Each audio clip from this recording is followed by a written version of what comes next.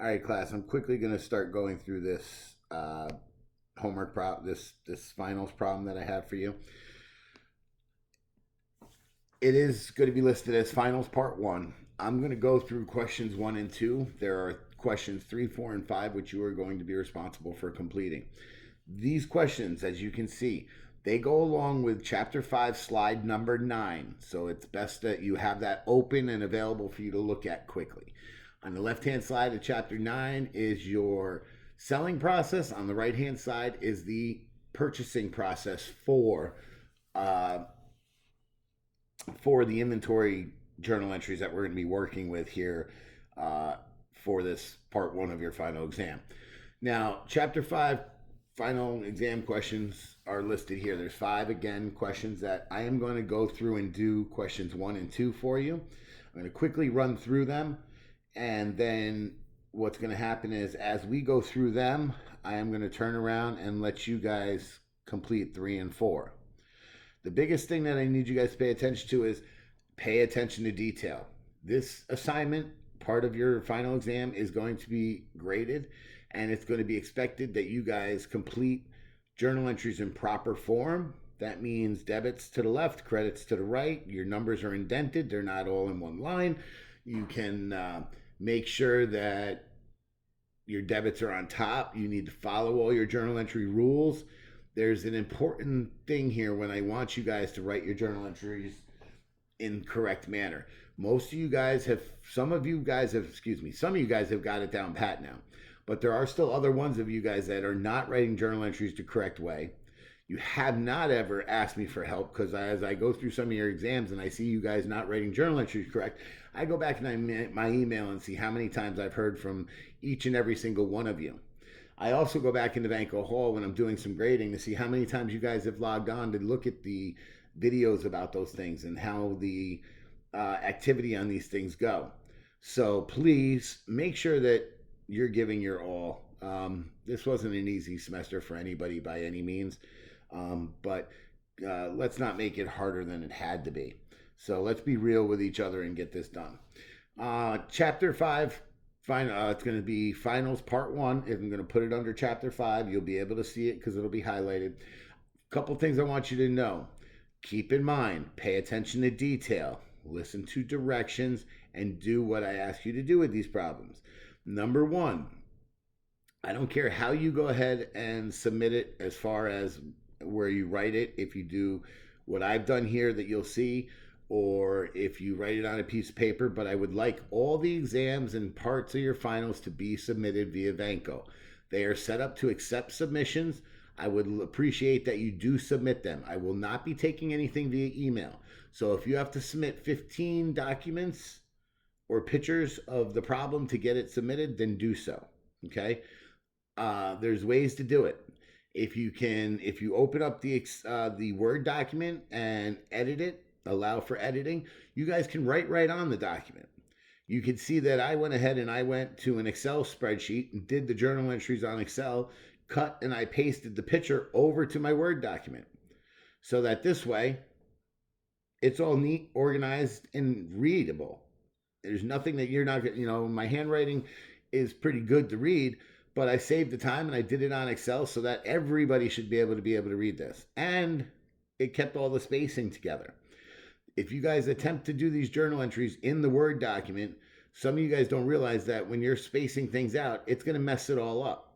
And if you don't know how to properly space, it's going to be a mumbo jumbo mess and you will not get full credit for it. If you do it on Excel, as you see that I did, and just cut and paste the pictures over, everything will be in line. Everything will keep its formatting. Just save it as paste it as a picture when you're bringing it back. Okay, not a very difficult thing to do. All right, on to number 1. Number 1 talks about the purchasing of stuff, and that is going to be on the right-hand side of the slide on number 9 in chapter 5. So February 1st, you purchased inventory. Now these, I'm going to fly through these because you guys really, when it comes to your rules, you should know this. Purchased inventory on account. Well, on account means accounts payable, and you're buying inventory. Inventory is an asset which goes up with a debit, and then your accounts payable is a liability, meaning you owe somebody something. And liabilities go up with a credit. So hence the reason why you see there, I've got a debit to inventory and a credit to accounts payable. The next thing on February 5th is the same situation. February 5th, you're purchasing inventory on account.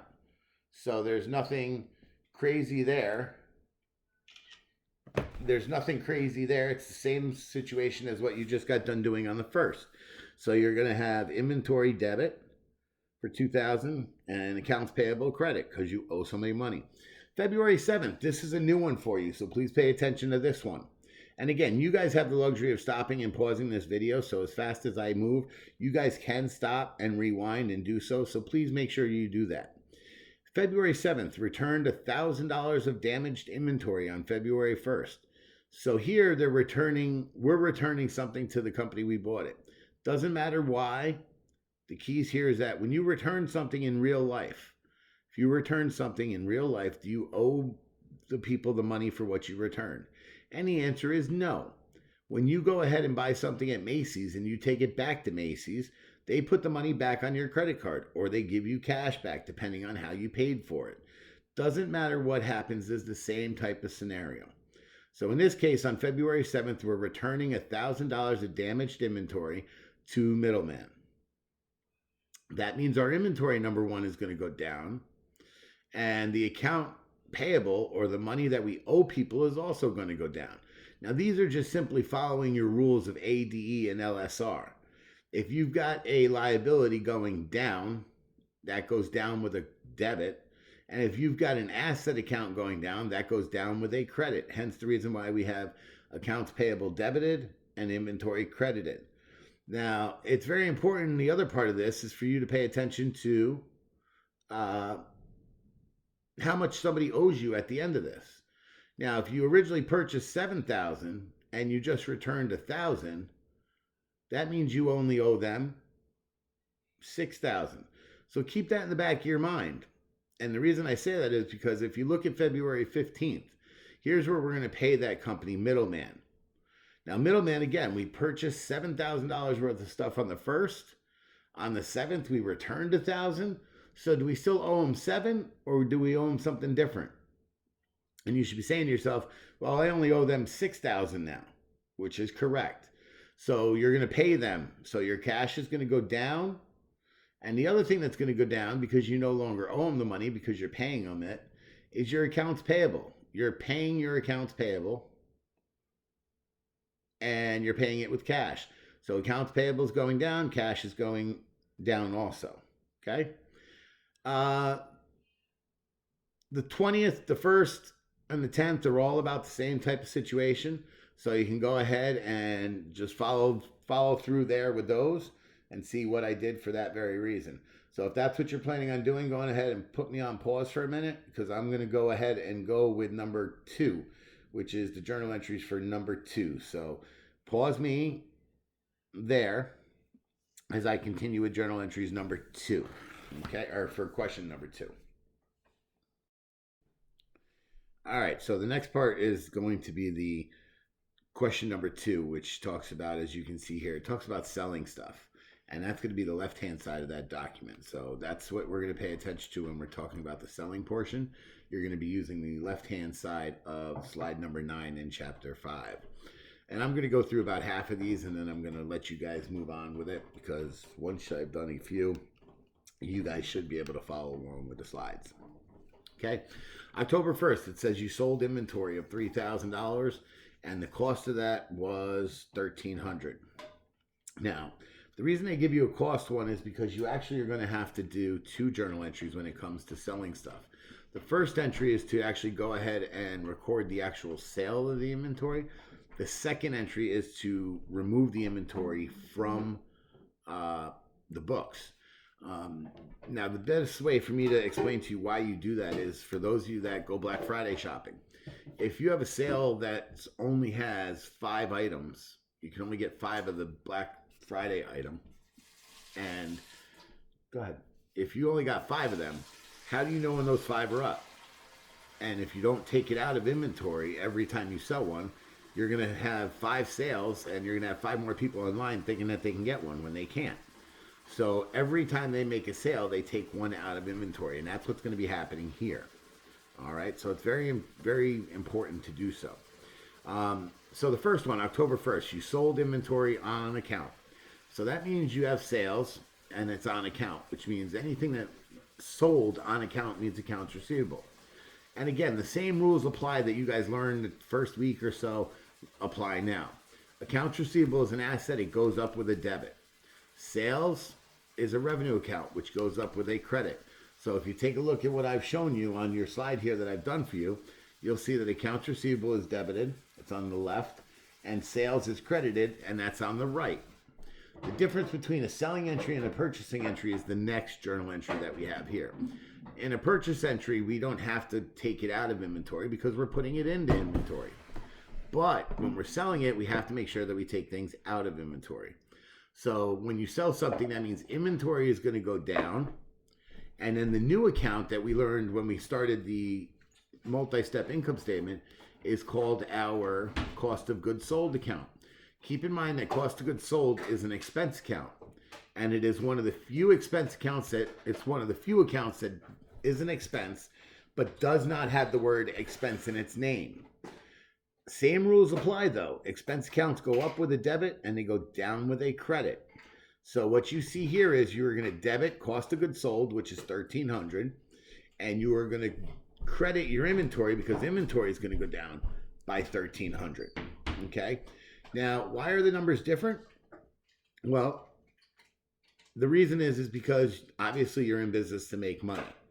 And this is what happened here. They sold something that cost them $1,300 and they sold it for $3,000. So with those terms in your head, how much money did they make on the sale of these items? And if you subtract them, you would see that it'd be the $1,700. All right. The same type of situation. If you throw a party and you spend $50 for liquor and you collect $200 at the door, how much money did you make? You didn't make $200, you made $150, because by the time you take out the money you spent for liquor, you made $150. Same type of situation here.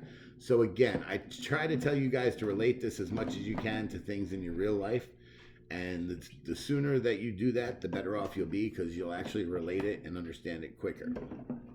All right. On October 5th, this water company returned. Okay. They returned merchandise. So if they're returning merchandise, there's some things that we've got to learn there. And again, these are all things that are on your slide, which is slide number 9 in chapter 5. But you're going to use the account called sales returns and allowances. And then you're going to credit accounts receivable. Now, you're crediting accounts receivable because they don't owe you that money anymore. Okay? They return the merchandise. They don't owe you money. Okay? If you return a shirt that you ordered or that you bought from Barnes & Noble, do you just give them back the shirt and not get your money? No. You get your money back. So same type of situation here. So here's what's happening is sales returns and allowance is going to be your debit. Credit your accounts receivable. If you had paid for it in cash, then it would be a credit to cash. It all depends how you paid for it. The second thing is that in this case, they're giving you inventory back. So when you get inventory, you've got to now put it back into your inventory. So if you're getting it back, that means your inventory is going up. So inventory debit, and then the cost of goods sold, because it's no longer being sold, goes down. Okay? The only other thing that I want to point out to you when it comes to the situation that you see here is the last part. And these are all going to be very similar to one another. Like the first 3 journal entries are going to be for one, and then you'll see that the second set, the 15th, 17th, and 25th in October entries, they're all pretty much going to follow the same direction. October 10th says receive payment from the Central Water Corp.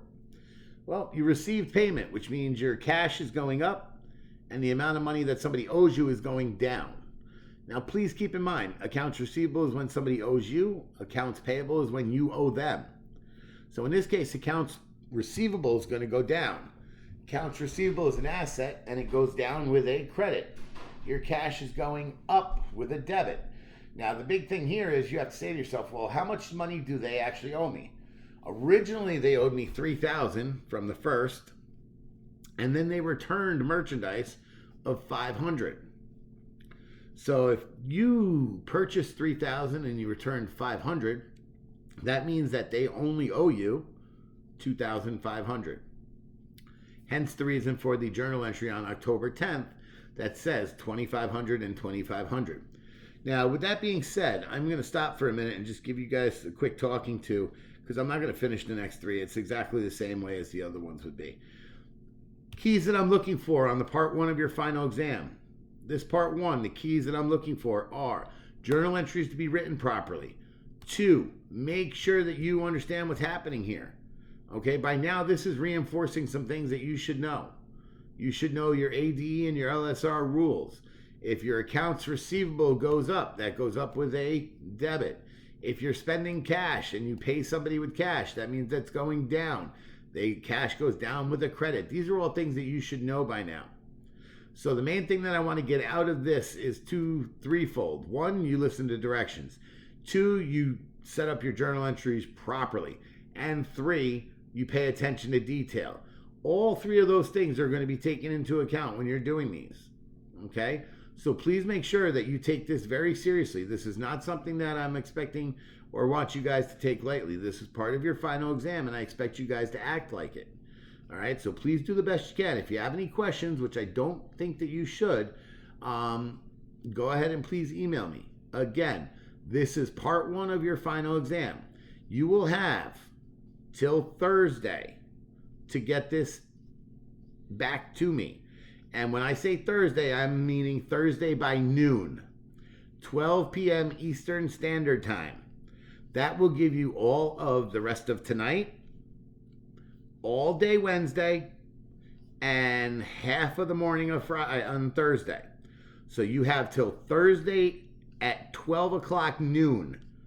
And please submit this on Vanco. Do not email this to me. I would like all your final exam submissions to be on Vanco. All you have to do is to edit the document and put your answers on there. It is very simple to do so. You don't even need a pen and piece of paper to do what I did when I did those problems. You can easily use an Excel spreadsheet to the right of your document, type it in there, cut and paste it over as a picture, and you're done. Okay? So this is going to be part one of your final exam. You have till Thursday at noon to have it submitted. Okay? Thursday at noon for part one of your final exam. I am going to be posting the second part of your final exam late this evening, and I will give you to probably Thursday, 5 o'clock to get that one done. But I will give you the directions when it comes to that. I am going to email you part one and let you know what's going on so that everybody is on the same page. Signing off on part one.